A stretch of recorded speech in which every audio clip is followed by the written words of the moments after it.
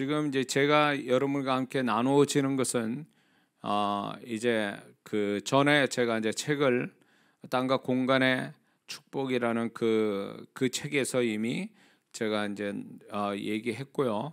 그리고 지금 이제 같이 함께 나눠지는 이 메시지는 더 첨가하거나 아니면 또 이렇게 좀 더 생생하게 여러분에게 육성으로 이 부분을 나누려고 지금 이 메시지를 전하는 겁니다. 그런데 이 주제는 사실 제가 오래 전부터 제가 의문을 품고 또 그런 현상들을 영적인 현상들을 경험하고 그래서 이 부분을 성경 속에서 또 찾아내고 또 그것을 또 제가 영적인 체험과 함께 또 수많은 성도들을 상대하는 데서 경험된 것들을 정리돼서 책을 내놨고 또 이것을 이제 같이 보충돼서 같이 메시지를 나누는 것이기 때문에 이것은 그냥 이론이 아니고 누구 책을 이렇게 가져와서 편집되는 내용이 아니고 제가 실제로 경험하고 성령께서 가르쳐 주신 것을 정리된 걸 함께 나누어지는 거기 때문에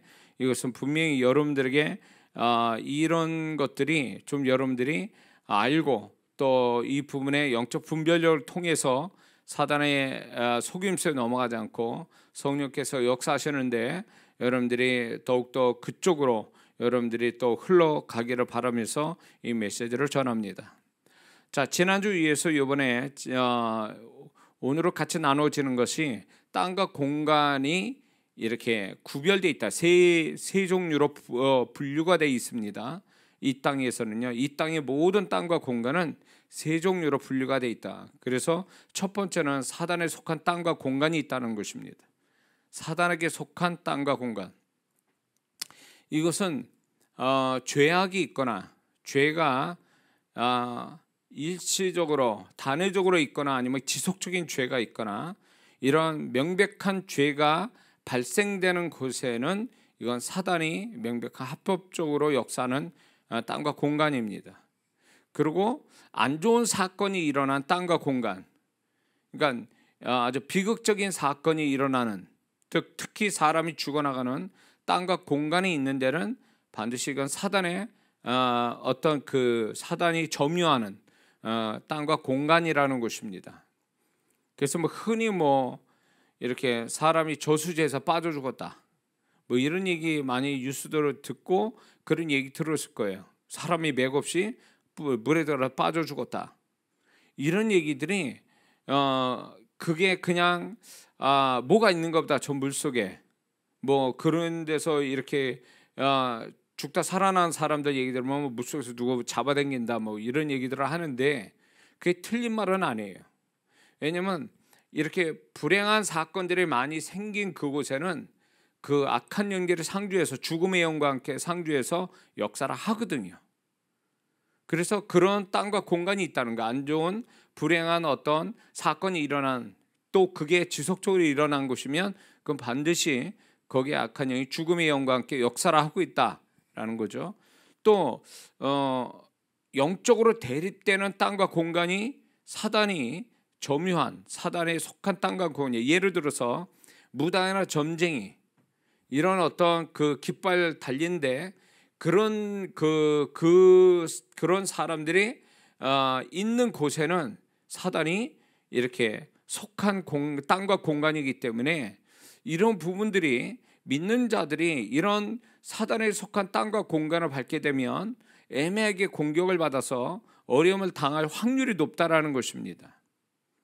그런 속에 그냥 하나님이 이끄시지도 않는데 그런 환경으로 가게 되면 꼭 뭐가 아니면 아브라함이 애굽 땅으로 가다가 거기서 그 큰 자 바로 왕의 자기 아내를 강제로 빼앗기는 사건 같은 애매하게 하나님의 약속된 하나님의 택한 자가 사단에 속한 영역에 들어가서 애매하게 손해보고 어려움을 당할 수 있다라는 것입니다.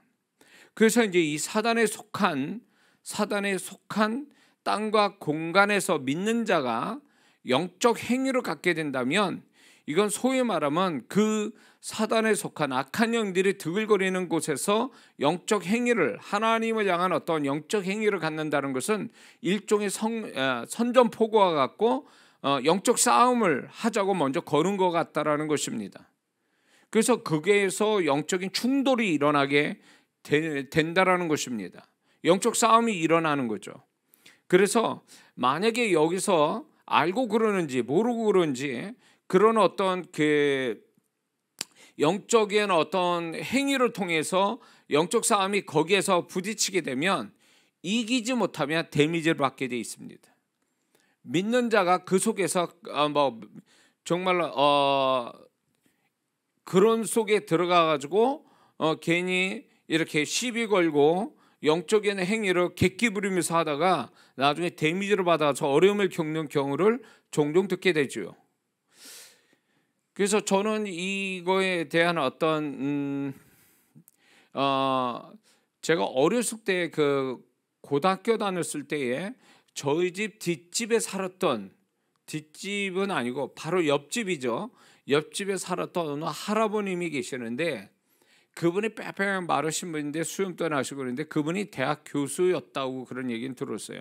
근데 그분이 영적인 분이었던 것 같아요. 그때 당시에 성경도 많이 읽으시고 그리고 이제 아주 그 성경 지식이 대단하고 또 기도도 엄청 하신 분이었다라는 거죠. 근데 그분이 이제 우리 아버님을 전도를 해서 이제 산기도도 같이 가셨던 그분이었는데 그 할아버님 집 바로 맞은편, 소위 말하면 발걸음으로 하면 한 3보 내지 4보 되는, 그러니까 2, 3m 앞에 초가집이 있었어요. 그때 당시 제가 고등학교 때 그 초가집이 무당이 사는 집이었어요. 그래서 거기는 항상 향 냄새가 나고 이제 이게 징 소리가 항상 나고 뭘 외우는지 이렇게 하는 그런 무당집이었어요. 그런데 그 할아버님이 거기 있으면서 저 무당을 때려잡아야 되겠다라고 해서 이 영적 전쟁을 이 할아버님이 먼저 걸은 거예요. 그런데 이제 이게 굉장히 소위 말하면 영빨이 있었던 무당이었기 때문에 알아챈 거예요. 이 할아버님이 자기들의 영역을 이제 자기를 쫓아내기 위해서 영적 싸움을 하고 있다는 걸 알아챘어요. 그러면서 이 한쪽에서는 저도 지금도 아주 생생히 기억나는데 무당집에서 밤새도록 구슬하는 거예요. 징을 치면서. 할아버님은 이분은 밤새도록 앉아서 기도하는 게 힘드니까 둘러넣어서 밤새도록 기도하시는 거예요. 그렇게 기도해서 그 아침에 어떻게 됐냐, 이 할아버님이 이겼어요. 그래가지고 무당이 그 다음날 이사를 갔어요. 그러니까 이분이 굉장한 영역이 있는 할아버님이었어요. 그래서 이게 소위 말해서 그래서 그 집이 그 무당이 이사 가고 다른 어떤 평범한 가정이 그 집을 들어왔죠. 제가 어렸을 때 목격했던 일이에요. 그리고 그거를 우리 아버님을 통해서 들은 얘기죠. 그 바로 뒷집에 살았던 분이었으니까. 그것처럼 이게 사단에 속한 땅과 공간을 침범해서 거기서 영적 행위를 갖는다라는 것은 하나의 선전포고와 같고, 선전포고를 해서 이기지 못하면 데미지를 받는다. 그래서 사단이 활동하는 땅과 공간에 함부로 밟으면 안 됩니다. 그런데 밟으면 하나님 보실 때는 가증히 여기시고 저주를 받은 땅이라고 여기시기 때문에 믿는 자가 그런 땅 밟기를, 땅과 공간에 있는 걸 하나님 기뻐하지 않습니다. 그리고 믿는 자가 이렇게 죄악이 늘 있는 그 현장들 있지 않습니까? 술집 같은 거, 예를 들어서 술집, 죄를 우리 입장에서 볼 때 죄를 범하는 그 장소들, 그런 데는 사단이 합법적으로 역사하는 땅과 공간이에요. 근데 이게 이제 맞을지 안 맞을지는 모르겠어요. 그러나 이런 것들이 이제 저는 예사롭지 않다라고 보는데, 모텔이나 아니면 술집에서 화재 사고가 일어나면 그렇게 많이 죽을 사람들이 아닌데 많이 죽은 사건들이 이제 뉴스에 종종 날 때마다 저는 이건 분명히 사단이 점유하는 땅과 공간에는 그 그 속에 이제 속한 이름을 가진 영들이 있어요. 근데 그 영들은 반드시 어떤 영하고 같이 활동하냐면 죽음의 영하고 같이 활동을 해요. 죽음을 일으키는 영이 있어요. 그래서 그런 죽음의 영이 이렇게 사단이 활동하는 그런 땅과 공간에는 죽음의 영이 항상 같이 있기 때문에 믿는 자가 그런 땅을 밟게 되면 이기지 못하면 결국은 극단적으로 악한 영의 그 죽음의 영이 역사할 수도 있다라는 거예요. 그렇기 때문에 함부로 믿는 자가 악한 영의 역사는 땅과 공간을 밟아서는 절대 안 된다라는 거죠. 그래서 사단에 속한 땅과 공간이 있다. 이 세상엔 또 두 번째 땅은 반대로 하나님께 속한 땅과 공간이 있어요. 예를 들면 이 교회죠. 대표적인 게 교회예요. 그래서 보통 하나님이 지정하시거나 또 하나님이 기뻐하시거나 하나님을 기쁘게 하는 땅과 공간이 있죠. 그런 공간에서 이렇게 있게 되면 어떤 현상이 일어나냐면 성령께서 그런 현장에는 성령께서 여러 가지 모양으로 임재하는 걸 저는 많이 보거든요. 영화를 여서 보면 교회나 개인 집이나 이런 데 가보면 또 사업터나 이런 데를 가보면 하나님께서 기뻐하시고 또 하나님이 영광 받으시고 이런 어떤 땅과 공간, 교회라는 건 아주 지정되어 있는 거 아닙니까 이거는? 근데 이제 하나님을 기쁘시게 하고 하나님을 높이는 그런 영적 행위를 갖는 땅과 공간을 만들어낼 때 그 현장은 그 사단이 역사하는 땅과 공간에는 귀신이 이렇게 상주되어 있거든요. 상주돼서 그 걔네들이 제가 보는 영안으로 열어서 그런 것들을 봤을 때 아주 흉측한 형태로 이렇게 있어요. 그런 것들이.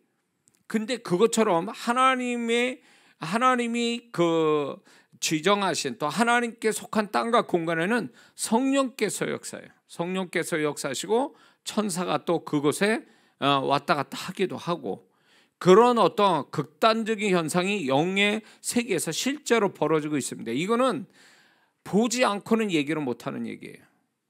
이거는 보지 않고는. 그래서 제가 이제 미국에 이제 그 유명한 사역자들이 기도를 했다라는 장소라든가 그렇게 사역을 한 그 하나님이 기적 같은 일들이 막 일어나는 교회 현장을 제가 이제 소위 말하면 투어를 한 적이 있어요. 오래전에. 거기에 가보면 실제로 그분이 임재하시고 천사가 와서 하는 게 보여요. 그러니까 역사가 일어나는 거예요. 그래서 믿는 자는 하나님께 속한 땅과 공간을 밟아야 그 존재값과 함께 그 땅과 공간의 축복을 거저받게 돼 있어요. 그런 속에 있게 되면. 이거는 누가 뭐래도 제가 경험한 거고 제가 이걸 한두 번 경험한 게 아니고 하나님이 저를 영안을 열어서 본 게 한두 번이 아니기 때문에 이건 아주 제가 확신을 가지고 얘기합니다. 그래서 정말 그 사람이 존재값을 높이고 그 존재값에 맞는 축복을 받으려면 하나님께 속한 땅과 공간에 머물러 있어야 돼요.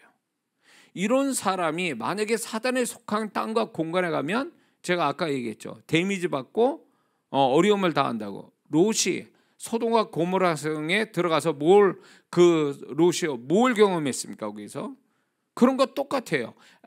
아브라함이 하나님이 지정하지 않는 땅 애굽에 내서 무슨 일 당한지 우리는 다 알고 있지 않습니까? 이게 하나님이 택한 사람은요, 하나님이 지정하시고 하나님이 영광 받으신 땅과 공간에 머물러야 그 존재값도 인정받고 그 존재값에 맞는 축복도 거저받게 돼 있다라는 거죠.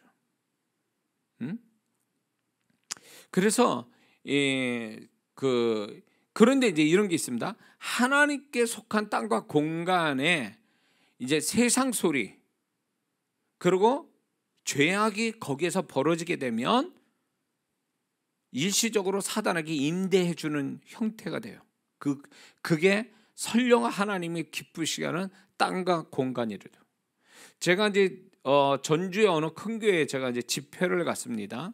근데 그 당시에 그 교회가 집회를 하면서 동시에 건축을 하게 됐어요. 크게 건축을 하게 돼서 이제 임시적으로 예배 처소가 어디였냐면 그 농협 강의실이었단 말이에요.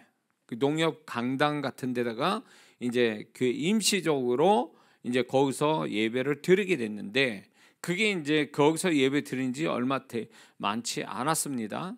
근데 거기 그 강단에서 그 농협 강당에서 무슨 일이 벌어졌겠습니까? 거기에 세상 소리와 거기에 뭐 여러 가지 술도 먹고 막 다 그런 행사들도 벌리고 다 그런 거죠. 그러다 보니까 그게 정화가 되지 않는 상태에서 제가 집회를 하니까 장비들 고장이 나는 거예요. 이게 장비가 맥없이 막 고장이 나고, 이게 전기가 나갔다 들어갔다 하고, 이게 분명히 고장 난 것도 아닌데 고장 난 것처럼 돼 있고, 그래가지고 제가 이제 거기다 이제 기계에다 축기하고 기도해서 그게 정상으로 만들어. 이런 일들이 참 많았어요. 제가 이제 이렇게 집회하는 현장들이 그런 현장들이 있어서 한두 번 경험한 게 아니기 때문에 제가 이제 기도를 하고 집회를 한 적이 있어요.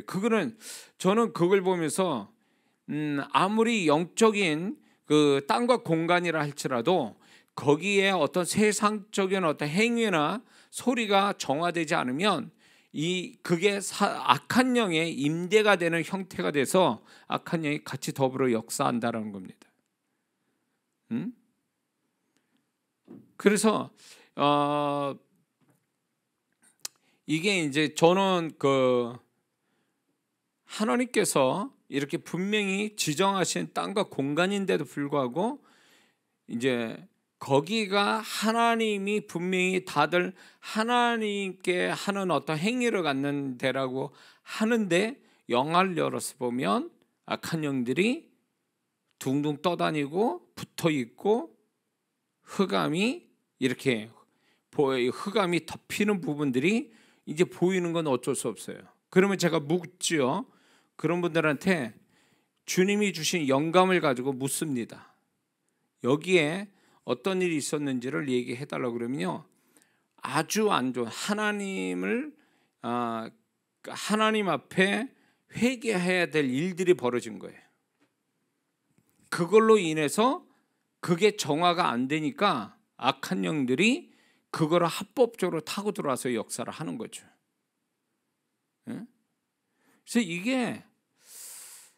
이거는 믿고 싶으면 믿고 안 믿고 싶다면 믿지 않아도 돼요. 이렇게 얘기하는 제가 거짓말이 아니고, 저는 집회 가운데 수많은 교회라는 장소로부터 해서 수많은 장소에 집회를 한 사람이기 때문에, 그리고 그 속에서 제가 악한 영들을 보고 그들과 싸우고 그들의 어떤 처리하는 과정, 그 다음에 영안을 열어서 본 것들을 제가 얘기하는 거기 때문에, 이거는 제가 거짓말하는 거나 쇼하는 게 아니고 제 집회를 참석한 분들은 제 말을 이해하실 거예요. 왜냐하면 제가 얘기를 다 했으니까. 그리고 그분들도 그거를 이제 알고 있으니까.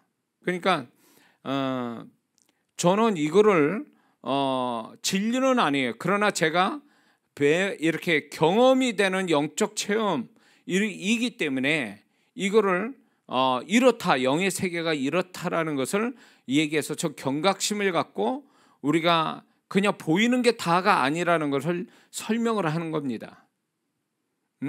그리고 악한 영이 어떻게 역사하는지 현장에도 그런 교회를 가게 집회를 하게 되면요, 이런 현상도 있어요.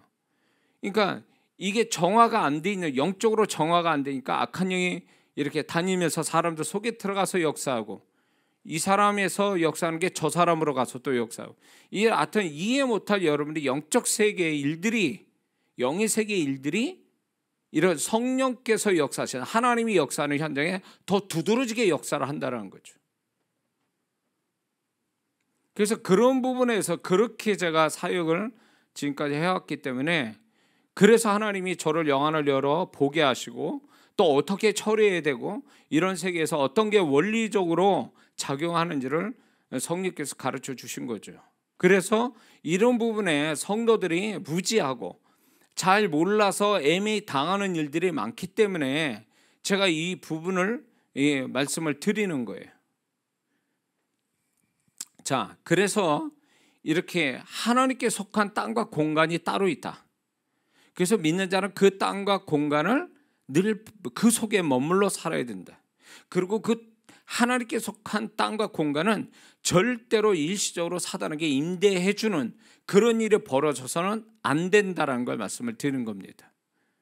그래서 교회라고 해서 이 교회가 정말로 성령의 임재로 충만한 영의 세계에 눈을 열어서 볼 때 충만한 교회면 상관이 없어요. 근데 분열이 있는 교회, 치고받고 싸우는 교회, 이런 여러 가지 형태의 교회에서는 일어나지 말아야 될 죄악된 것들이 교회에서 벌어지면 그때는 구멍이 열리는 거예요. 거기에 아무리 거룩한 성구가 있고 거룩한 어떤 예배를 드려도 그게 정리가 안 되고 정화가 안 되면 악한 영은 역사하게 돼 있다라는 거죠. 그래서 이런 부분에 대해서 성도분들이 이걸 잘 분별할 필요가 있다는 것입니다. 자, 세 번째는 중간지대의 땅과 공간이 따로 있습니다. 세 번째, 중간지대의 땅과 공간. 그러니까 이건 영적이지 않은 땅과 공간이에요. 일반적인 어떤 일상적인 행위가 있고 사무적인 어떤 행위가 있는 현장을 얘기하는 거죠. 그런데 이제 이런 현장이라도 하나님께서는 또 사단은 이런 중간지대의 땅과 공간을 차지하기 위해서 사단이 얼마나 역사하는지 몰라요. 그래가지고 그 어떤 중간지대의 영적이지 않는 땅을 확보하기 위해서 어떻게 하냐면 사람을 보내요. 거기에 영적인 사람들을. 그래서 그곳을 영적으로 바꿔놓으려고 하는, 소위 말하면 이단을 보낸다든가 점쟁이나 무당을 보낸다든가 이런 어떤 이런 영적인 그런 사람들이 들어가서 그 중간지대의 땅과 공간을 이렇게 영적으로 바꿔버리는 일들을 한다는 것입니다. 그런 가운데에 예수 믿는 사람은 이 중간지대의 땅과 공간, 중간지대면 뭔지 아세요? 어디를 얘기한 줄 아세요? 대표적인 게 일터예요. 일터. 그리고 가정, 집, 이거예요. 이게 중간지대의 땅과 공간인데, 예수 믿는 사람은 자기가 머물고 있는 이런 공동체의 중간지대의 공동체를 중간지대로 있게 해서는 안 된다는 것입니다. 하나님 앞에 하나님을 향한 영적 행위를 해서 그 중간지대도 영적으로 바꿔야 된다는 거예요. 그게 복이라는 거예요. 그렇게 할 때 축복이 된다는 것입니다.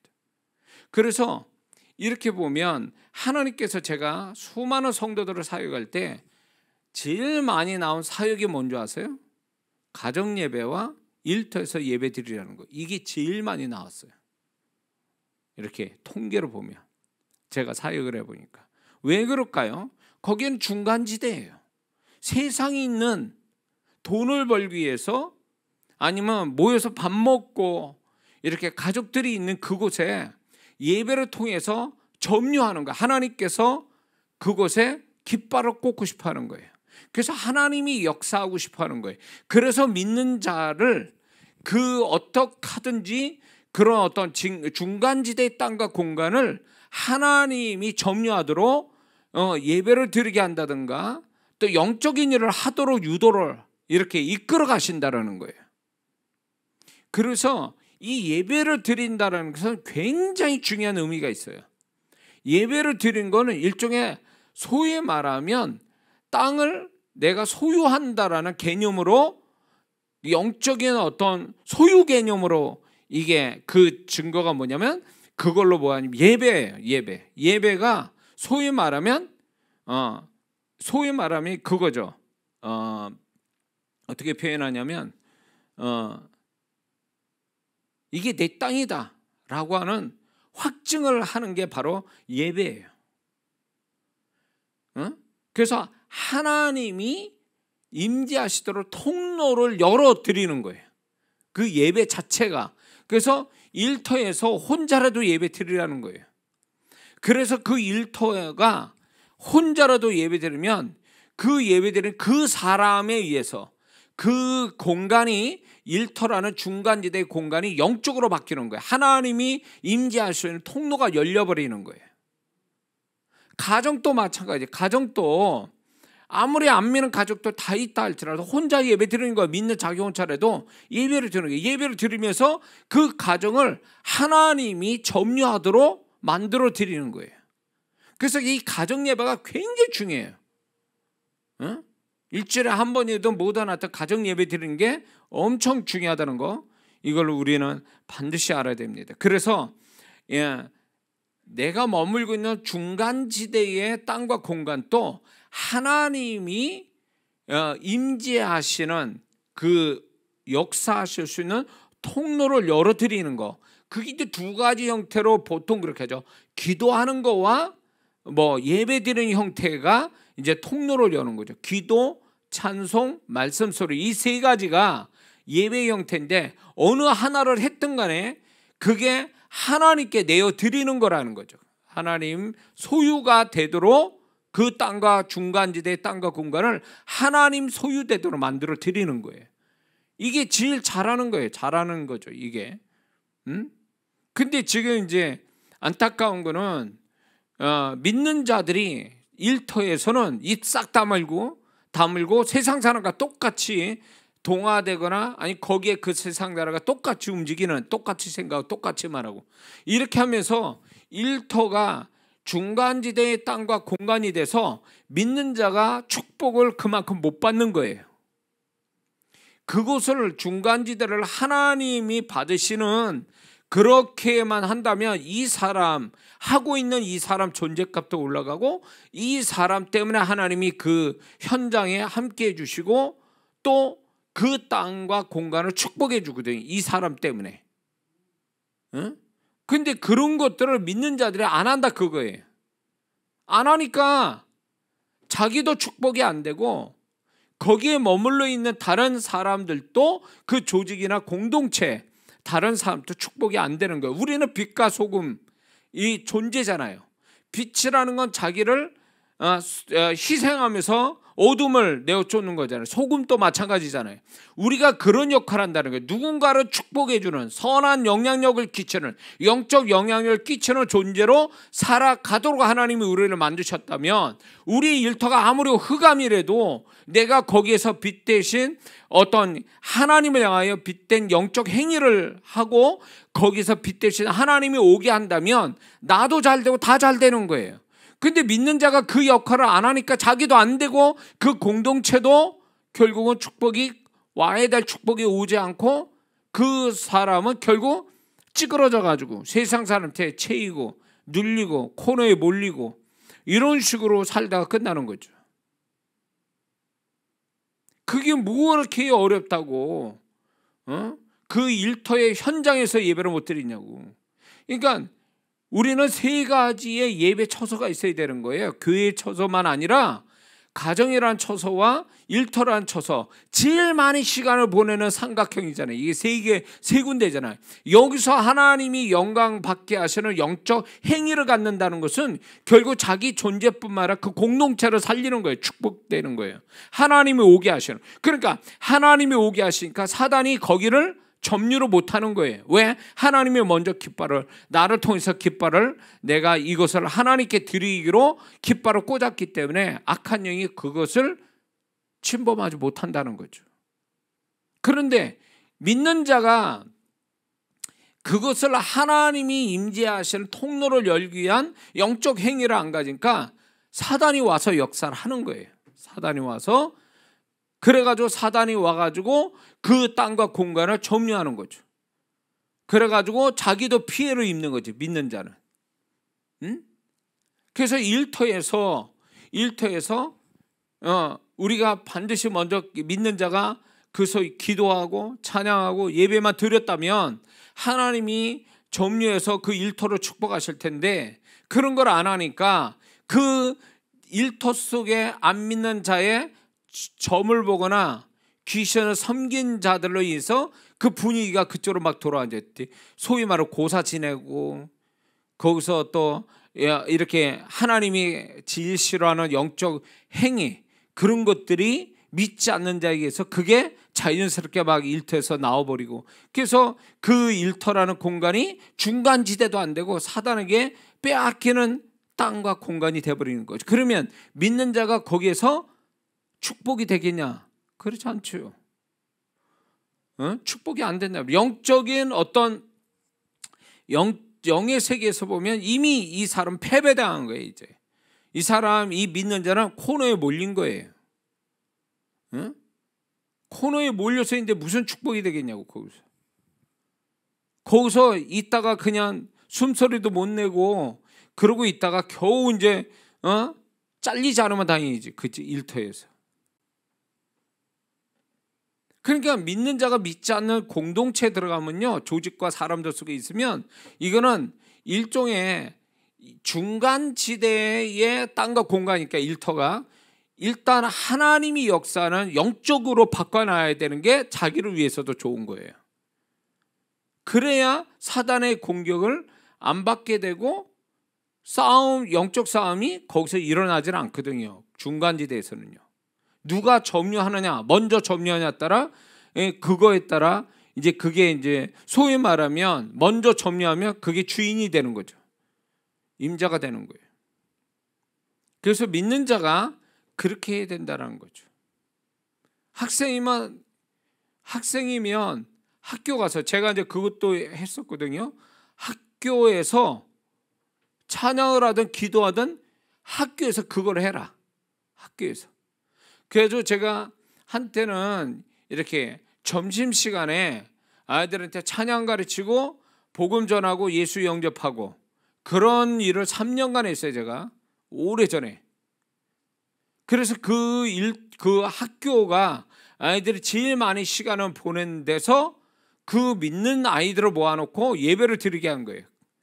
학교에서. 그렇게 할 때에 그 아이들이 축복이 된다 그거예요. 하나님을 높였기 때문에 이제 하나님을 높이는 그게 매주 그렇게 했단 말이에요. 제가. 그러니까 하늘이 열리는 거죠. 거기에서. 그래서 하나님이 믿는 자를 축복하시고 그 중간지대의 학교라는 땅과 공간이 영적으로 바뀌면서 하나님의 축복이 같이 임하는 거죠. 자, 이해가 되시죠? 그래서 우리가 밟고 있는 땅과 공간은 세 종류가 있다. 세상에서 딱 세 종류밖에 없더라. 그래서 우리가 어떻게 해야 되는지를 지금 말씀을 드렸습니다. 근데 여기서 중요한 게 있습니다. 이게 뭐냐면 영적인 땅과 공간이 일정한 보여지는 땅과 공간의 사이즈를 갖고 있다 해도, 자, 예를 들어서 이런 거죠. 무당집이 제가 처음에 얘기한 것처럼 그 무당집은 소위 그 집은 옛날에 다 그만했잖아요. 다 집들이 초가집도 있었고 뭐 이렇게 스레트 집이라고 그랬죠. 옛날에는 그런 집이라도 다 평수가 작았잖아요. 다들. 근데 이제 제 무당집이 그 집이 제가 볼 때 그 집은 이제 제가 나중에 이제 들어가서 보기도 했었는데 보면은 한 3평 커버에 3평 요밖에 안 돼요. 2-3평밖에 안 되는 아주 낮은 초가집이었는데, 자, 무당이 2-3평 되는 데 있다고 그래서 무당의 영역이 2-3평인 줄 아세요? 절대 그렇지 않아요. 그 무당 하나가 그 동네 사람들을 다 책임지고 있었어요. 몸만 있으면 그 사람한테 와서 점을 쳤고 구술을 했어요. 그래서 제가 살던 동네에서 여기서 징소리 나고 굿하는 소리, 또 며칠 있으면 저 집에서 굿하, 다 그 집에서 하는 거예요. 그 무당이 하는 거예요. 그러면 자 보세요. 이게 무당이 2평짜리에서 산다고 그래서 그 무당의 영역이 2평짜리냐? 절대 그렇잖아요. 보여지는 건 2평이고 보이지 않는 영적 영향력이라는 게 있어요. 그 영적 영향력이 어마어마한 거예요. 그게 사이즈가 다르다는 거죠. 보이는 우리가 누구의 눈으로 볼 때는 2평인데 그 사람은 영의 눈으로 볼 때 그 동네를 다 커버하고 있으니까 자그마치 영적 영향력이 내가 생각할 땐 1km, 반경 1km가 그 무당의 영적 영향력이에요. 그것처럼 이게요, 보여지는 어떤 그 보여지는 사이즈하고 보이지 않는 영적 영향력의 사이즈는 틀린다라는 거예요. 그래서 만만하게 봐서는 안 돼. 깃발 꽂은 집 그 한 2-3평짜리 우습게 보면 안 돼요. 그 2-3평의 무당집이 어마어마한 영향을 끼치고 있다는 거죠. 제가 그 안타까운 얘기인데 5층짜리 그 어느 지역에 5층짜리 그 교회 집회한 교회에서 그 얼마 되지 한 50m 되는데 5층짜리 절간이 있었어요. 안타깝게 나중에는 그 교회가 떠났죠. 그 장소를 진 거예요. 영적으로. 그 절간은 더 잘 나갔고 더 잘 됐고 이 교회는 딴 데로 옮겼어요. 이게요, 뭘 얘기하냐면 이거는 아주 그 기본적인 어떤 예인데, 어떤 그 영적으로 대립되는 교회와 대립되는 다른 어떤 영적인 어떤 보여지는 사이즈가 그게 2평 1평짜리라도요, 그걸 만만하게 볼 게 아니라 그 사람이 그 1평짜리에서 정말 몇백 평, 몇천 평의 영적 영향력을 행사할 수 있다는 거예요. 근데 교회를 보면 교회도 이렇게 교회로 보면 큰 평수의 교회인데 영적 영향력을 보면 그 평수만큼도 안 되는 교회가 있어요. 그런가 하면 영적 영향력이 그 평수보다 엄청 그 반대로 큰 교회가 있어요. 제가 어렸을 때에 언덕 위에 그 장로교가 하나 있었어요. 그 좀 이렇게 큰 교회는 아니었어도 잘 젖은 장로교회가 있었는데, 그 교회가 이렇게 그때 옛날에 새벽 기도한달 새벽 예배 드린다면 4시 반에 종치고 뭐 5시에 종치고 이랬단 말이에요. 그래서 차인별을 울리고 종도 치고 그래가지고 온 동네가 다 거기에 이제 그 소리를 듣고 사람들이 일어나고 출근하고 다 그랬어요. 그 교회가 제일 큰 교회예요. 나중에 가보니까 제일 큰 교회가 됐어요. 그 교회의 영적 영향력은 그 교회 사이즈보다 몇십 배, 몇백 배로 영향력이 있었던 교회가 된 거예요. 그런가 하면 안타까운 거는 어느 교회는 그 영적으로 볼 때 그 교회 사이즈만큼도 안 되는 영적 영향. 그걸 어떻게 하냐면 보면 그 흑암의 세력이 교회 안에까지 침투한 교회들이 있어요. 특히 기도 안 하는 교회, 이렇게 기도 안 하는 교회들, 이렇게 그런 데는 이 흑암의 세력이 치고 들어오는 경우도 있다라는 거예요. 만약에 교회가 절이 옆에 있어요. 무당집이 옆에 있고 노래방이 있고 술집이 그 밑에 있어. 그러면 이 교회 정말 영적 싸움을 엄청나게 해야지, 이거 못 이기면 큰일 납니다. 이렇게 저렇게 막 이 악한 영들이 차지하고 있는 영적 공간이, 그게 결국 그 반경의 어떤 영향력을 교회까지 막 역사하려고 들어오거든요. 그래서 교회가 정말 그런 영적인 반대, 대립되는 조건을 가진 어떤 그런 땅과 공간을 확보한 데 거기서 머물게 되면요, 믿는 자가 그 어떤 그 교회가 영적으로 정말 영향력을 발휘하지 않으면 위험해진다는 거죠.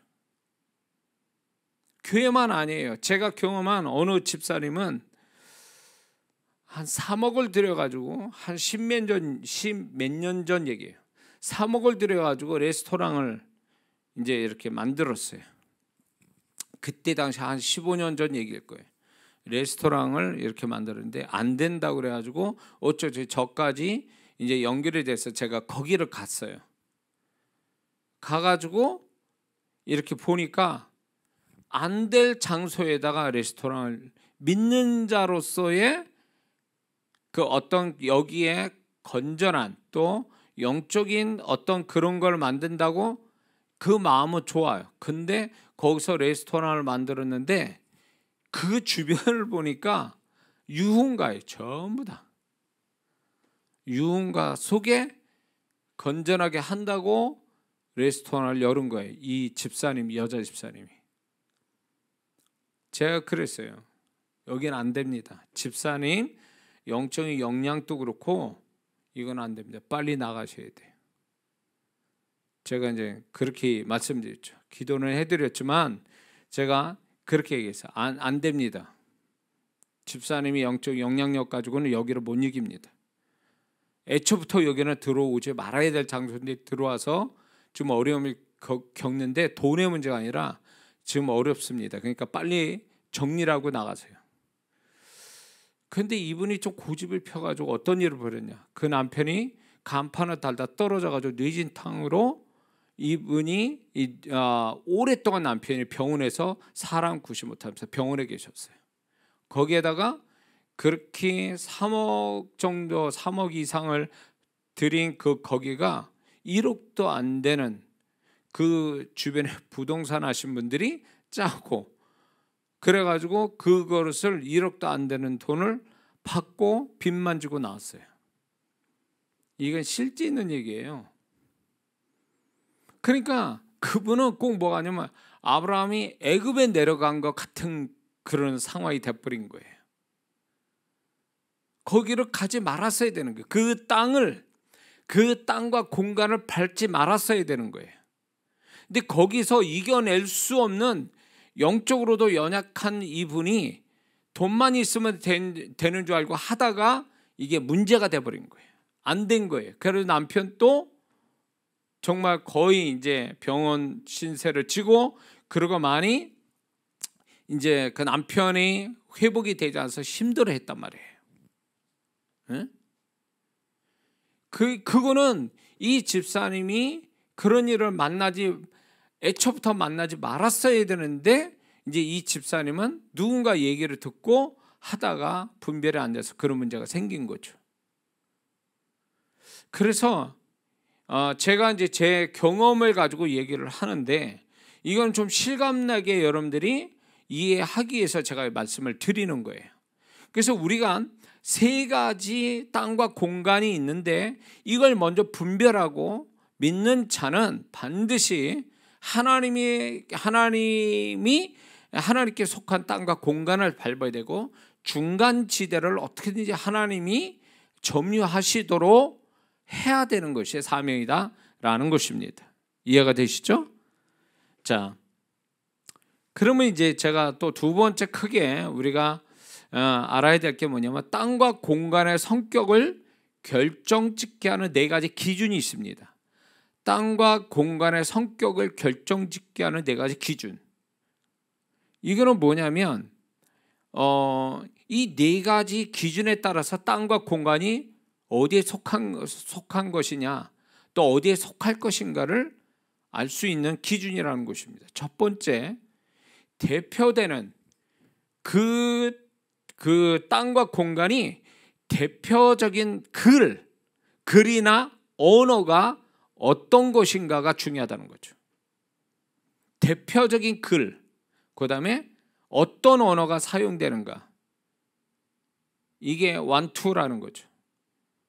그래서 그 대표적인 그것을 성격을 나타내는 대표적인 글 자체가 사실은 글이라고 해서 그걸 우습게 보면 안 되고 글 자체가 어떤 영의 세계에서는 도장을 찍는 것 같은 역할을 하는 거예요. 도장을 찍는 것 같은 역할을 한다. 어떤 글 자체가. 그래서 우리는 그 교회는 그 영적인 그 단어를 그렇게 쓰지 않습니까? 근데 뭐 세상 어떤 죄 짓는 그런 데 다 그 언어들이 있어요. 언어들이 있고 글이 또 따로 있지 않습니까? 대표적인 글들이. 이런 것들이 글, 그 다음에 언어, 이것이 무엇인가에 따라서 그 땅과 공간의 성격이 결정된다는 것입니다. 만약에 죄 짓는 그 땅과 공간에 거룩한 언어를 쓰지는 않겠죠. 그렇죠? 그래서 이게 어떤 글이냐, 또 더 명확하게 말하자면 어떤 언어로 쓰는가가 이제 그게 어떤 영역에 들어가 있는 거냐라는 것을 결정질 수 있다라는 것입니다. 그래서 가정에 사단이 좋아할 말을 많이 한다. 그러면 그 가정은 사단에게 속한 가정이 돼버려요. 그래서 귀신을 불러들여요. 자, 여기서 이제 언어, 능력 기도에 제가 나오는 이 내용인데, 이 세상은요 수많은 언어들이 있어요. 그런데 영적인 관점에서 보면 이 세상의 언어는 딱 두 종류밖에 없어요. 그게 뭐냐? 하나님께 속한 언어, 마귀한테 속한 언어, 두 종류밖에 없어요. 그래서 하나님께 속한 언어는 성령께서 역사하시고 천사와 함께 성령이 역사하고, 사단에 속한 언어는 귀신이 와서 역사를 해요. 그래서 어떤 언어로 쓰느냐에 따라서 어떤 영의 세계가 어떤 존재가 움직일 건가가 결정난다는 것입니다. 감사하는 언어는 하나님께 속한 언어죠. 예를 들어서 불평하는 언어는 사단에게 속한 언어예요. 그래서 광야 이스라엘 백성은 택한 백성인데도 불구하고 광야에서 불평을 말했던 그들이 광야에서 다 죽게 되죠. 사단에 속한 언어니까 도적질하고 죽이고 멸망시킨 일을 사단이 하고 있는 거죠. 그 언어를 통해서. 그러므로 예수 믿는 사람이 정말 내가 땅과 공간을 정말로 확실하게 하기 위해서는요, 하나님께 속한 글과 언어를 말하고 있어야 돼요. 그래야 그것이 하나님께 속한 땅과 공간에 대해서 내가 보호를 받는 거지, 만약에 믿는 자가 자꾸 이렇게 하나님께 속한 땅과 공간을 밟으면서도 사단에 속한 글과 말을 한다? 끝난 거예요. 그러면 거기에 그 하나님께 속한 땅과 공간의 축복은 없습니다. 그 사람은 분리가 되고 연결이 안 돼요.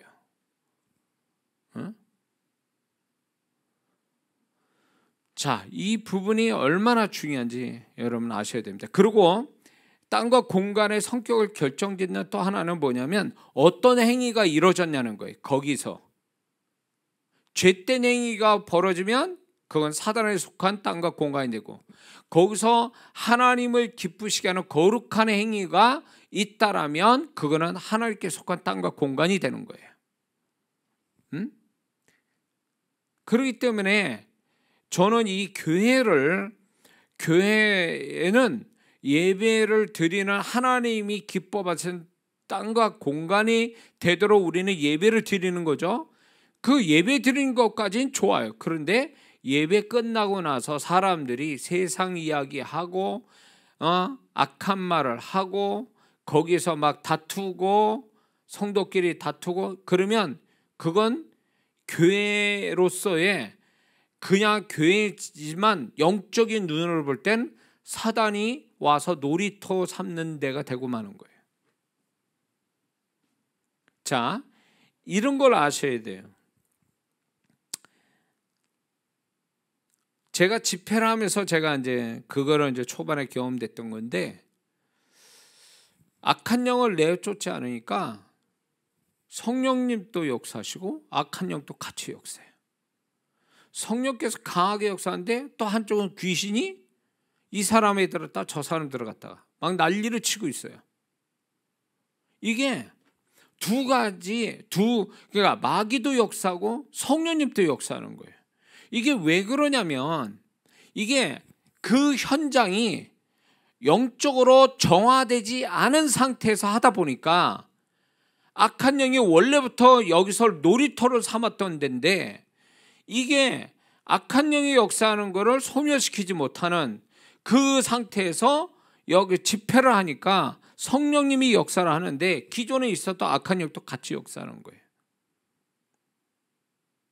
분명히 악한 영이 역사할 때는요, 그만한 근거를 가지고 들어오거든요. 얘네들도 합법적으로 들어온다고요. 분명히 그러면 거기에 죄가 있을 거예요. 죄, 회개 찾는 죄, 명백한 죄, 그리고 성도 간에 뭐 다툼, 여러 가지가 딱 이렇게 이게 용서가 안 되고 불평하고 욕하고 비난하고 정죄하고 그리고 하나님 원치 않는 죄들이 막 거기서 벌어지고, 근데 이거를 딱 회개하고 보혈로 역사하고 다 이게 딱 정화가 돼야 되는데 영적으로 정화되지 않으면 그 하나하나에 악한 영이 치고 들어올 구멍을 여는 거예요. 근데 교회만 그런 줄 아세요? 가정도 마찬가지예요. 가정도. 응? 가정 예배 드리는 거 좋아요. 그런데 가정 예배의 역사가 하나님만이 역사하는 그 현장이 되려면 악한 영이 역사하게 만드는 그 모든 것들을 정화시켜 버려야 되거든요. 소멸시켜야 되거든요.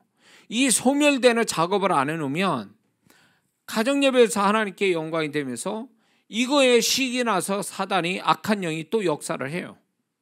그래서 그런 사람이 있어요. 기도를 하거나 예배를 드리면 더 안 좋은 일이 생긴대.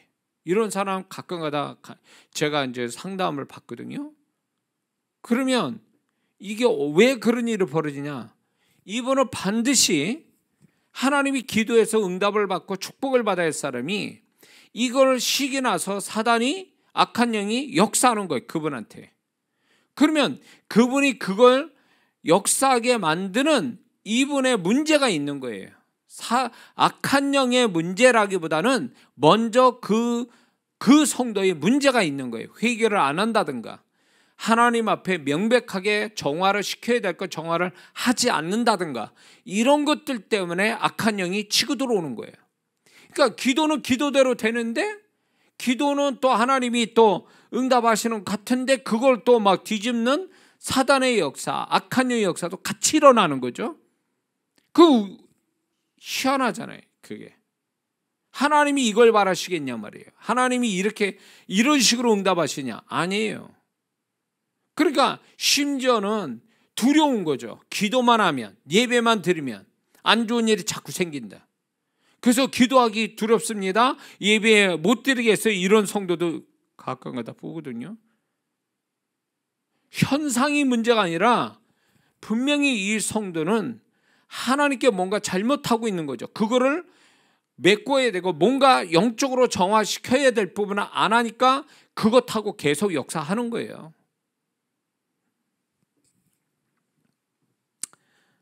자, 그래서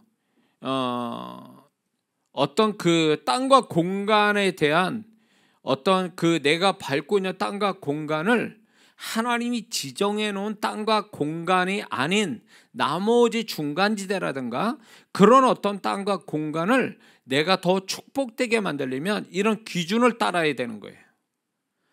하나님이 기뻐하는 글이나 언어들이 나와야 되는 거예요. 그리고 거기서 하나님 기뻐하는 행위가 또 나와야 돼요. 그 다음에 마지막에 이 땅과 공간의 기준, 이게 어떤 성격을 결정짓는 기준 하나가 마지막에 대표자예요. 대표자가 누구냐는 거예요. 이 대표자가 결국 아주 결정적 역할을 해요. 그러니까 대표자의 성향이 뭐냐는 거예요. 그러니까 예를 들어서 가정에 있어서 아니면 교회에 있어서 목사님의 성향이 어떤 거냐? 가정에 있어서 그러니까 남편의 성향이 어떠냐? 이게 그 땅과 공간에 절대적 영향을 주는 거예요. 그래서 아내가 신앙생활 잘하는 거 좋죠? 그러나 아내만 신앙 좋으면 안 돼요. 제가 어떤 이렇게 임상적으로 볼 때 남편이 신앙이 좋으면 모든 게 이렇게 뭐랄까 불안하지 않는 채 서서히 뭔가 하나님 계획대로 돌아갑니다. 그 공동체가, 가정이나 특히 남편이 그렇게 신앙이 좋으면. 근데 남편이 신앙이 안 좋고 아내만 신앙 좋아요? 그러면 언젠간 그 아내의 신앙으로 인한 생긴 것들이 남편이 다 까먹는 경우가 허다하게 많습니다. 대표자가 그러니까요. 저는 이런 것도 봤어요.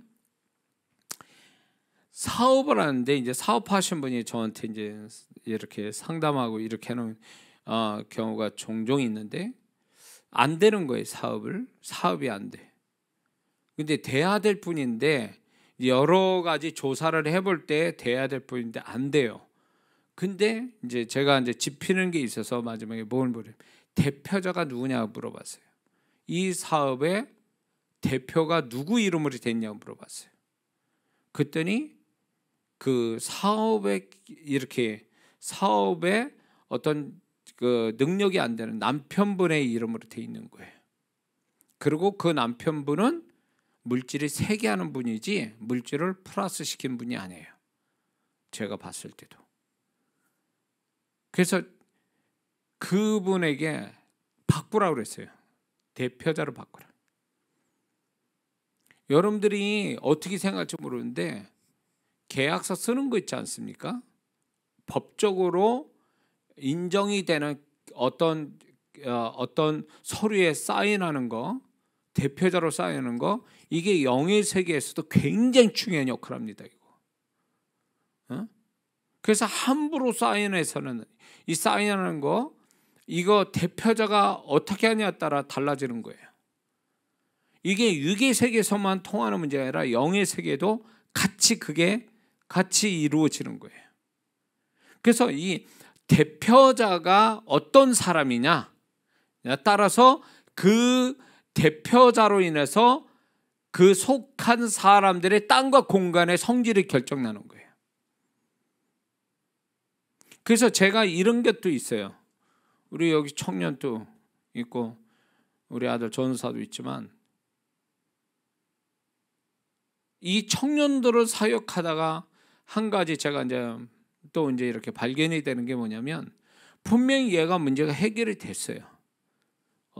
근데 좀 지나니까 그 문제가 다시 원점으로 돌아왔어요.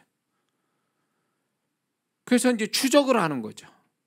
저는 사역을 할 때 얘기를 많이 들어요. 그 상대방 얘기. 왜냐하면 얘기를 듣는 가운데 하나님께서 분별력을 주시고 얘기 듣는 가운데 해답이 있어요. 하나님께서 지혜 주셔서. 그리고 사역의 방향이 얘기를 듣는 가운데 사역의 방향이 어떻게 해야 되는지를 하나님이 또 가르쳐 주시거든요. 그러니까 들어요. 이렇게 들었는데 거기서 짚히는 게 뭐냐? 부모님은 어떤 분이냐라고 묻거든요. 그러면 반드시 문제가 원점으로 돌아가는 그 청년의 부모님이 이 청년의 축복을 가로막고 있는 거예요. 두 분이 다 예수 안 믿는다든가, 두 분 중에 특히 아빠가 문제가 있다든가, 영적으로 뭔가 이 집안에 대표자 된 부모로부터 걸려있는 부분이 있다, 치명적으로. 그러면 그 자녀가 안 돼요. 되는 것 같아도 안 돼요. 왜냐하면 이게 능력보다도 더 큰 게 뭔지 아세요? 권위예요. 권위. 대표자란 말이에요. 대표의 원리가 능력보다 커요. 그래서 아무리 제가 성령의 능력 가지고 뭔가를 해줬어도 이게 그 대표자 원리에 따라서, 영적 원리에 따라서 만약에 잘못된 대표의 문제가 있다면 아무리 제가 성령의 능력을 가지고 나타내도 그게 원점으로 돌아갈 확률이 100%예요. 그래서 이게 참 저는 성경 말씀도 그렇지만 제가 수많은 성도들을 사역하면서 임상적으로 나온 이렇게 많은 이야기 중에 공통점을 가지고 얘기하는 거기 때문에 이건 틀림없어요. 제가 사역하면서 발견된 것들이니까. 그래서 자녀가 결혼하면은 분리가 되지 않습니까? 뭐 집에서 같이 붙어 살든 뭐 어쩌는 간에 성경적으로 보면 분리된 거예요. 부모하고 분리가 됐기 때문에 독립된 한 가정이 이루기 때문에 부모의 영향을 받지 않습니다. 그때는요. 그러나 결혼하지 않는 자녀들은 부모의 대표자 되는 부모의 영향을 그대로 다 받고 있는 거예요. 우리 아버님이 목사님하고 이렇게 교회 재정 권사님으로 계셨는데 이제 재정적인 문제 가지고 이제 교회에 문제가 생겼습니다.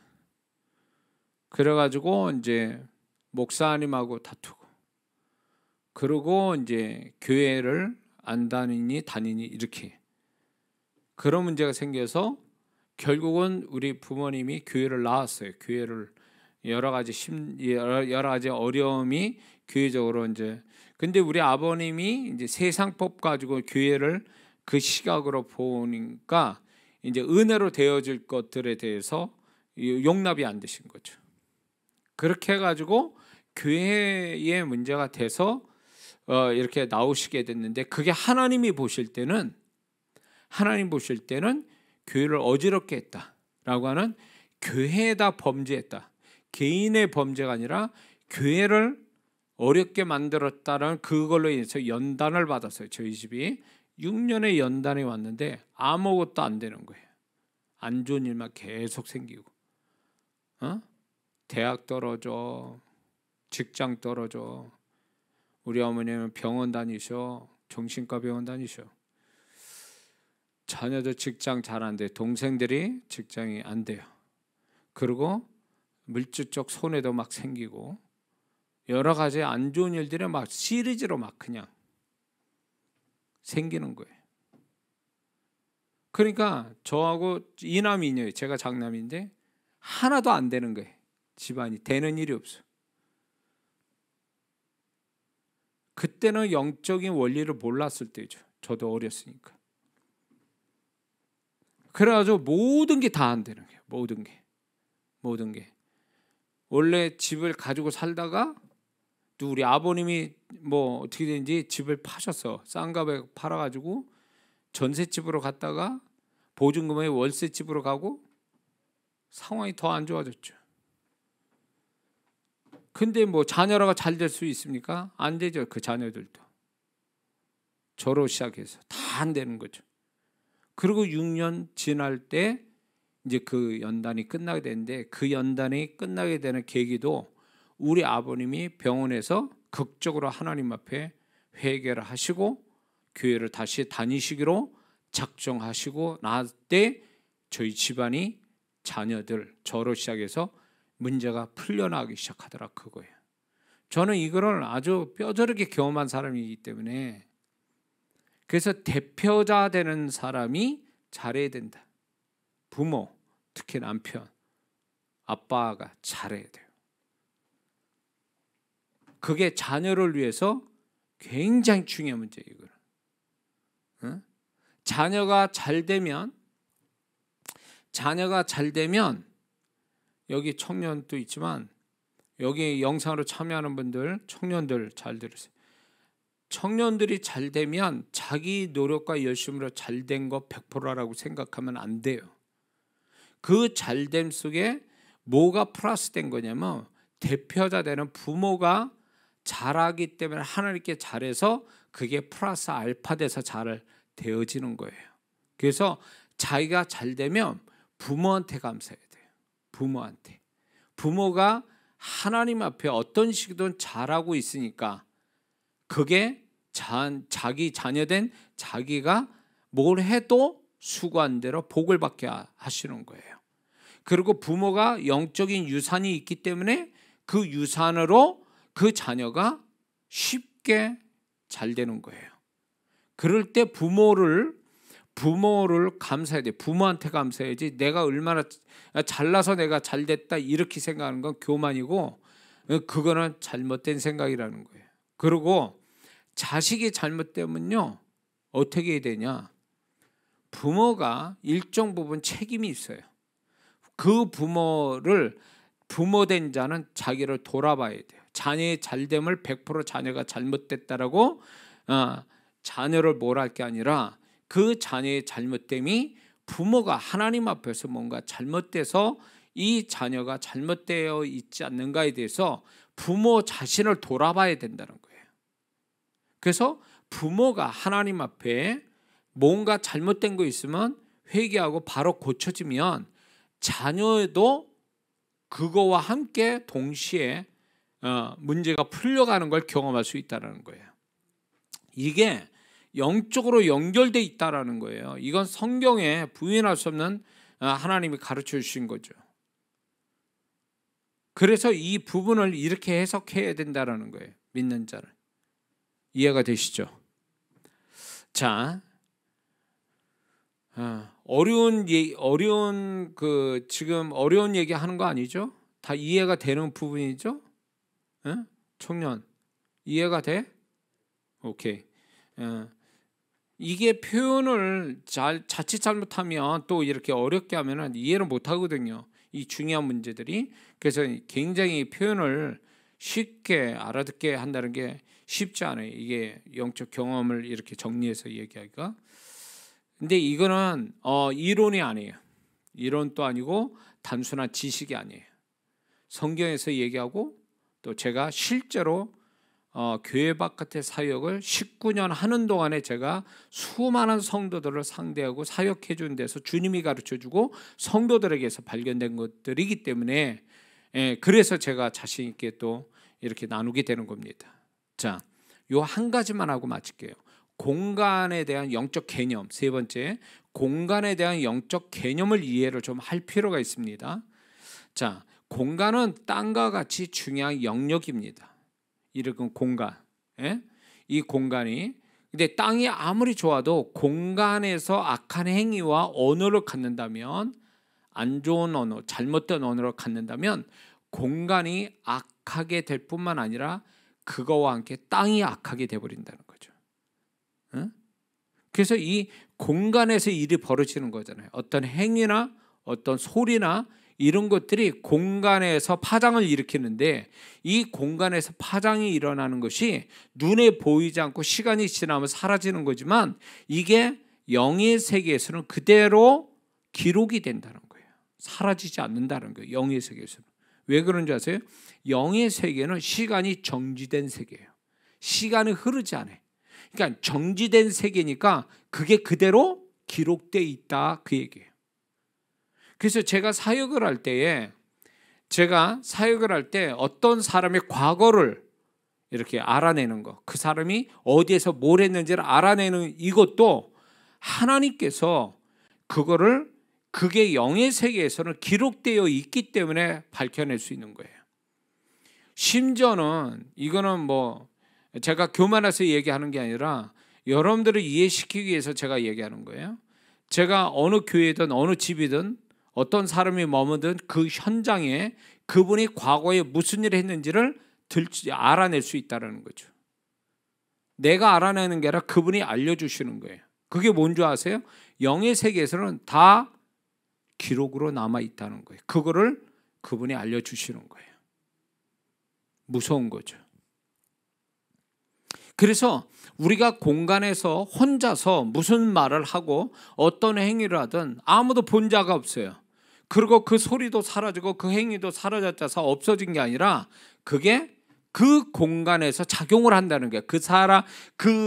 그렇게 말한 그 행위를 범한 그 장소도 그 공간에 영향을 줄 뿐만 아니라 이 사람이 그 행위와 소리를 낸 것이 이 사람에게 평생토록 그게 그 사람 주변에서 떠나지 않고 영향을 자기도 받고 남도 주는 사람이 된다는 거예요. 자기도 모르게.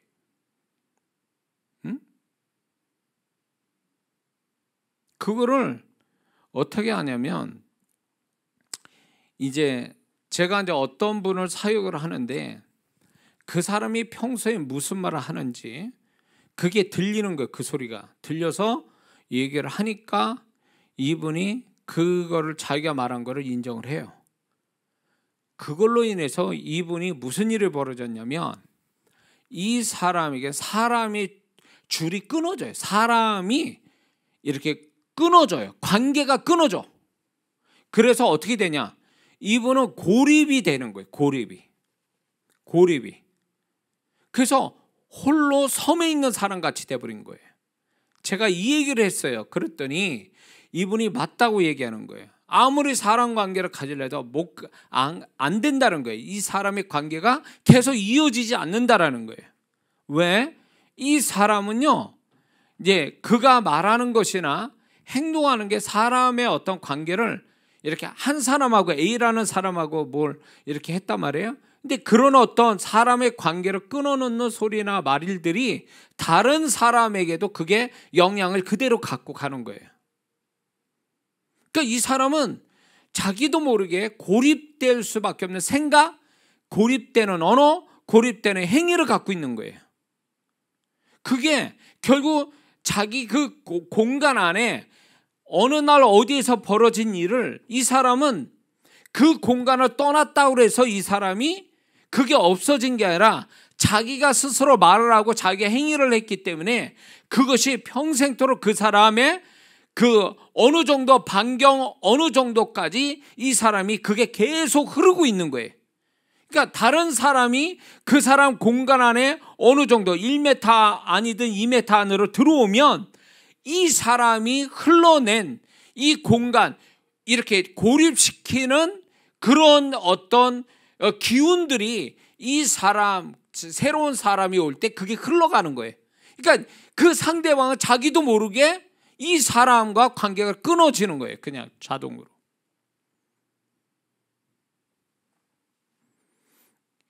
그래서 이 공간은 굉장히 중요합니다. 공간의 개념이 이 공간의 개념을 바로 못 가지면 공간에서 내가 벌어진 소리나 어떤 행위가 누가 보고 듣지 않았다 해서 끝난 게 아니에요. 그 공간에서 보이지 않는 소리와 행위가 시간 따라 흘러갔다 해서 없어진 게 아니라 영의 세계는 그대로 있고 영의 세계 그대로 있다는 것은 이 사람한테 아직도 그게 계속 이 사람에게 영향을 주고 있다는 얘기예요. 영향을 미치고 있다. 이 얘기를 좀 굉장히 이해대로 하여튼 많은 이야기를 좀 하고 싶어요. 예. 그래서 공간에 대한 정화가 영적 정화가 굉장히 중요하거든요. 공간에 대한 영적 정화. 근데 제가 이 부분에 대해서 이것을 알게 된 최초의 영안을 여서 경험한 사례가 있는데 어느 분을 딱 보는데 이제 사역을 해주려고 이제 이렇게 그분을 딱 보는데 그때 주님이 저를 영안을 열어서 보게 했는데 그분의 주변이 이렇게 안개와 같이 덮여 있더라고요. 그분의 뺑돌로 안개 속에 있는 것처럼 보여졌어요. 그래서 처음에는 성령의 임재인 줄 알았는데 성령께서 가르쳐 주신 게 뭐냐면 임재가 아니라 저 사람이 뿜어낸 언어다 이렇게 얘기하죠. 그러니까 이 사람이 뿜어낸 언어가 결국은 그 사람의 주변에 안개와 같이 계속 머물러 있는 거예요. 그러니까 그것을 가지고 다니는 거예요. 이 사람은 자기도 모르게. 그러면서 사람 관계에 어떤 사람과의 만남에 있어서 그게 계속 자기도 원치 않게 그게 작용을 하고 있는 거예요. 그 사람의 언어가, 언어의 능력이. 그리고 멋모르고 그 사람과의 만남이 있는 사람은 그 언어에 작용을 해서 그 사람도 모르게 그렇게 돼버린 거예요. 그 사람을 상대방을 그렇게 또 오해하거나 잘못 알게 되는 거죠. 그 언어가 그렇게 작용을 해요. 그래서 이게 그분을 보면서 그분을 사역하면서 없어진 게 아니구나. 영의 세계도 그렇게 기록되어 있는 데다가 그것이 그 사람이 행위나 언어가 계속 그 사람 주변에 계속 머물러서 영향을 계속 주고 있구나라는 것을 알게 된 거죠. 그래서 이런 거 있죠. 안 되는 사람은 어디 가도 안 된다. 왜? 그 사람은 누군가한테 얘기했든 아니면 혼자 중얼거리면서 난 안 돼, 이렇게 해서 안 되고 저렇게, 그게 자기 넋두리처럼 얘기를 했다해도 그 언어 내지는 안 되는 어떤 행위를 가졌던 것들이 계속 이 사람한테 머물러 있는 거예요. 그걸 기운으로 표현할 수 있어요. 영적 기운. 그것이 계속 이 사람 주변을 맴도는 거죠. 그러니까 이 사람은 안 되는 기운 속에, 그런 어떤 생각 속에 그런 언어가 그 사람을 잡았고, 그 사람의 행위가 그게 습관이 되고 그게 몸에 배어가지고 뭘 해도 이 사람은 안 되게 돼 있어요. 안 돼요. 절대 안 돼요. 이 사람이 어떤 태도나 생각이나 언어를 바꾸지 않는 절대 안 돼요. 그리고 이 사람을 만나는 사람들도 다 안 되게 돼 있어요. 이거 흘러가는 거니까. 이게 굉장히 위험스러운 거죠. 그래서 이것을 자기가 사람이 있는 데서 있는 그 같이 머물러 있는 공간에서 뭘 하든 아니면 혼자서 있는 공간에서 뭘 소리를 내든 뭘 했든 간에 그게 잘못된 거라면 이제 그거를 정화시켜야 돼요. 이 정화를 시키지 못하면 이게 계속 이 사람 평생 따라다녀요. 악한 영처럼 따라다닌다는 거예요. 악한 영이 역사하는 것도 아닌데 악한 영처럼 이 사람이 따라다녀요. 제가 영화를 열어서 보니까 그렇더라, 그 얘기예요. 그러면 공간이 잘못됐다. 이 사람이 내가 잘못된 언어나 행위를 가진 그 공간을 떠났다 할지라도 이 사람이 잘못 말한, 잘못 행한 행실에 대한 그 영향, 기운은요 계속 그 사람을 따라다닌단 말이에요. 주변에 맴돈단 말이에요. 반경 얼만큼 이렇게. 그걸 어떻게 해야 되냐고. 이게 소멸이 돼야, 이게 정상적인 자기가 이런 부작용, 이런 걸로 해서 억울한 일 당하지 않으려면 이런 것들이 보이지 않게 작용하는 것을 영적인 정화를 해야 되거든요. 그러면 그 정화를 어떻게 하냐라는 게 이게 마지막 얘기입니다. 첫 번째는요, 자기가 공간에서 잘못된 행위나 잘못된 언어는 반드시 이거를 회개해야 돼요. 회개를 해서, 하나님이 인정하는 회개를 해서 그분의 보혈로 씻음받고 용서받아야 돼요. 이게 시작이에요. 회개를 안 한다, 명백하게 하나님 양심이나 말씀 볼 때에, 말씀으로 비춰볼 때 이거는 죄인데 이거를 회개를 안 하면 이 잘못된 언어와 죄된 어떤 행위들이 계속 이 사람 평생을 따라다니는 거예요. 이 사람 생각을 지배하고 그 사람 또 언어를 계속 쏟아내게, 개가 이제 토한 걸 다시 먹고 다시 토하듯이 계속 그 일을 벌이시는 거예요. 우리는 이렇게 생각해요. 세상 사람도 이제 자기가 잘못한 거 걸리면 재수 없어서 걸렸다, 이렇게 생각해요. 남들 다 하는지 나도 하는데 재수 없이 걸린 거지 걸렸다라고 그렇게 표현해요. 자기가 잘못됐다라고 인정하는 게 아니라 나는 재수가 없어서 걸린 거야, 이렇게 생각한다는 거예요. 이게 믿는 자에게도 있어요. 뭐냐면 자기가 아무도 안 본 데서 소리내고 행위를 가졌다 그래서 없어진 게 아니거든요. 이거는 계속 남아있는 거거든요. 영의 세계도 남아있고 하나님도 보고 계시고 자기 양심도 알고 자기 기억이 다 하고 있는데 이런 거를 처리를 안 하고 계속 한다 그러면 이 사람은 이것 때문에 계속 악한 영이 역사도 하지만 더 문제는 뭐냐면 이런 기운들이, 잘못된 것들이 평생을 간다, 그 얘기예요. 그 기운이 따라다닌다는 거예요. 이걸 끊어버리면 내 공간을, 적어도 내가 나의 공간이 적어도 이 반경, 내가 만나는 사람들, 내가 우리 교회를 비유하자면 이 교회 여기에 이제 우리 성도들이 요거 한 70평 되는 데서 요 사이즈, 요 크기만큼의 내가 만약에 이렇게 정리를 안 하잖아요. 그러면 이 반경 안에 있는, 내 반경 안에 있는 사람들하고 좋은 사이가 안 돼요. 문제가 돼요. 그래서 반드시 해야 될 일은 누가 안 봤어도 이 부분이 양심과 말씀과 하나님 앞에서 잘못됐고 죄된 거라면 반드시 이걸 회개해야 돼요. 그래야 내게서 머물러 있는 악한 이런 어떤 기운들이 소멸되는 첫 번째가 됩니다. 두 번째는요, 그 행위와 언어는 예수님의 이름과 보혈로서 소멸시키도록 죽기를, 소위 말하면 명령 언어로 써서 이게 사라지게 해줘야 됩니다. 예수님의 이름으로 또 예수님의 보혈로 명하노니 이런 것들은 사라져라. 이 공간에서 벌어진 나의 언어나 또 어떤 행위나 이런 것들이 이제 더 이상 이 공간에서 사라지고 내 주변에서 사라져라. 이렇게 해야 돼요. 이해가 되십니까? 세 번째는요, 그 다음에 반대 것을 나타내야 돼요.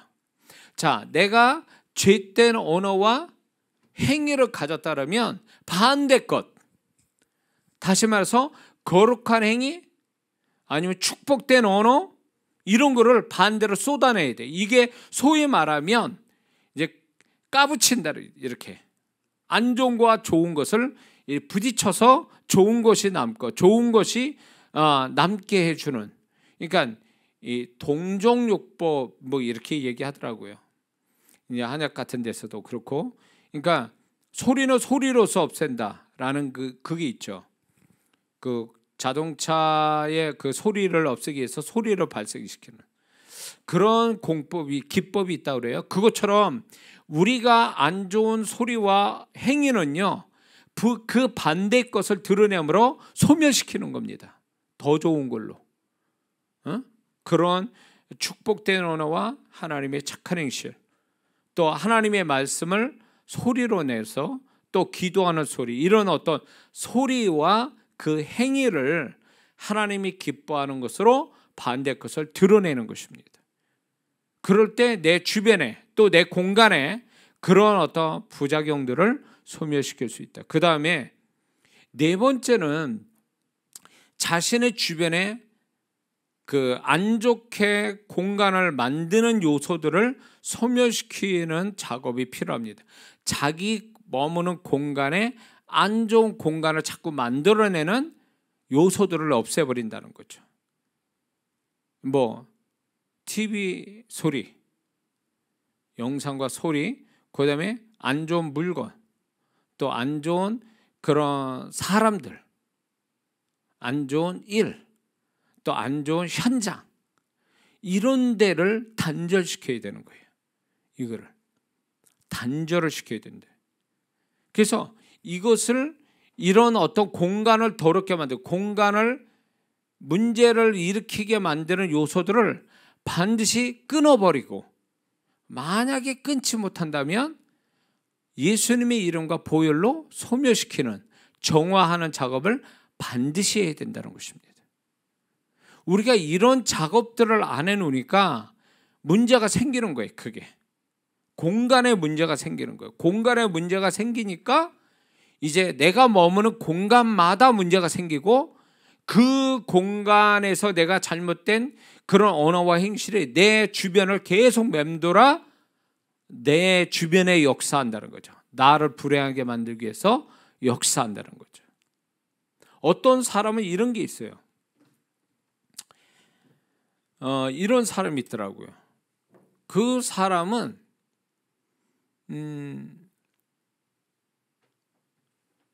그 사람이 뭘 잘못한 것도 아닌데 사람한테 미움받아.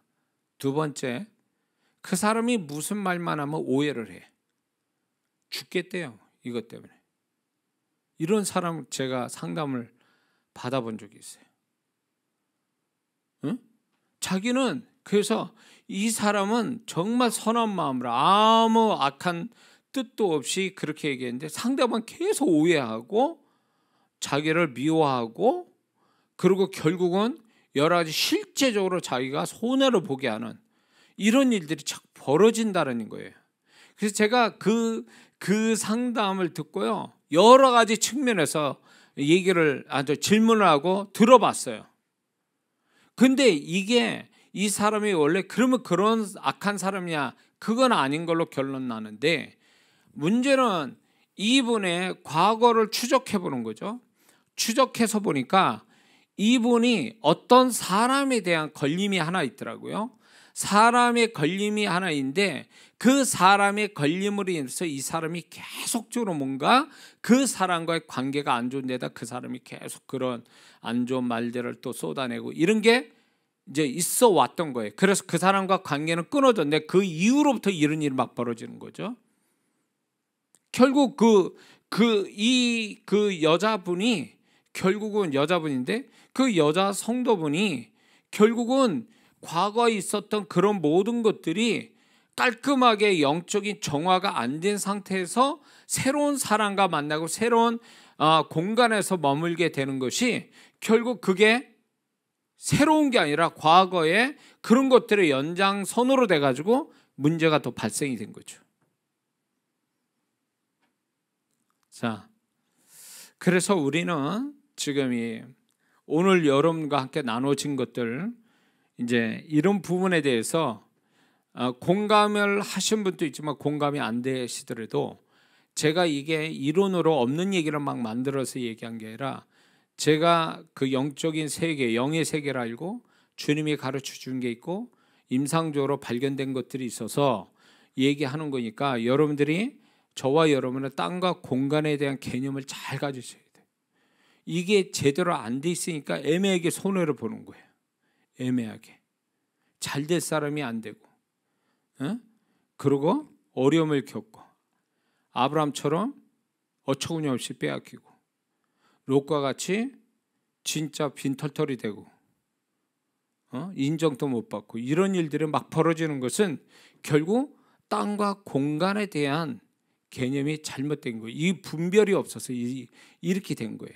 그러니까 우리 흔히 생각할 때는 그냥 그 사람을 안 보면 끝이고 내가 아무 데서 뭐 안 보는 데서 말을 하고 뭐 한다고 해서 다 안 봤기 때문에 이제 그거하고는 끝났고 단절이 돼서 나는 끝났다라고 하지만 절대 그렇지 않아요. 영의 세계에서 그 사람이 행한 것, 말한 것은 다 기록되어 있고 그것이 그 사람 안에 도장처럼 찍히고 문신처럼 새겨져 있는 데다가 그 사람 주변에, 그 사람의 몸 바깥의 주변에 그 기운들이 돌고 돈다는 거죠. 그게 그래서 결국은 나를 불행하게 만든다. 그렇기 때문에 반드시 그때마다 정화를 하고 넘어가야 된다는 거죠. 감사한 것은 우리는 충분히 그런 거를 정화시킬 수 있는 능력을 우리에게 주셨다라는 거예요. 할렐루야. 하나님이 그런 능력 주신 거예요. 우리는 보혈의 능력이 있고 예수님의 이름의 능력이 있고 말씀의 능력이 있습니다. 언어의 능력이 있어요. 믿음의 능력이 있어요. 이런 것들이 다 이런 것들을 뒤집어 놓을 수 있는, 정화시킬 수 있는, 또 새롭게 뭔가를 만들어낼 수 있는 능력을 우리한테 주셨다 그거예요. 그거를 사용해야 된다는 그거를. 그래서 우리가 항상 가면 갈수록 하나님께 새로운 축복들을 받아가는 게 정상이지 가면 갈수록 마이너스 된다? 이거는 뭔가 믿는 자로서의 문제가 있을 때 문제가 있는데 그거는 명백하게 잘못된 것들이 있지만 무지해서 알아야 될 거 몰라서 이런 일을 당할 수 있다는 거예요. 그래서 지금 저와 여러분들이 함께 땅과 공간에 대한 이야기를 하는 것은 이 부분이 얼마나 중요한 부분인가를 제가 경험했고 그리고 여러분들이 이런 부분에 무지하지 않고 깨달아서 이 땅과 공간의 축복을 받으라고 하나님이 저한테 그런 마음 주시고 책을 썼고 그리고 여러분들에게 지금 이 메시지로 육성으로 또 나가게 되는 것입니다. 그래서 이 부분은 아마 우리나라에서 제가 알기로는 우리나라에서는 이런 걸 자세히 얘기하는 분은 저는 아직 못 봤기 때문에 저는 어쩌면 이 부분을 사명감처럼 여러분에게 이렇게 같이 나눠서 잘 알았으면 좋겠다. 그래서 더 땅과 공간의 축복을 늘 받는 사람이 됐으면 좋겠다. 결국은 이삭같이 100배의 축복, 요셉같이 형통하고 이런 어떤 그런 축복들을 받아내는데 그게 우연이 아니고 어쩌다 되는 게 아니고 착해서만 되는 게 아니라 이런 영적 원리가 숨겨져 있다는 것에 대해서 여러분이 잘 알고 여러분이 신앙생활을 하기를 주의 이름으로 축원합니다. 기도하겠습니다.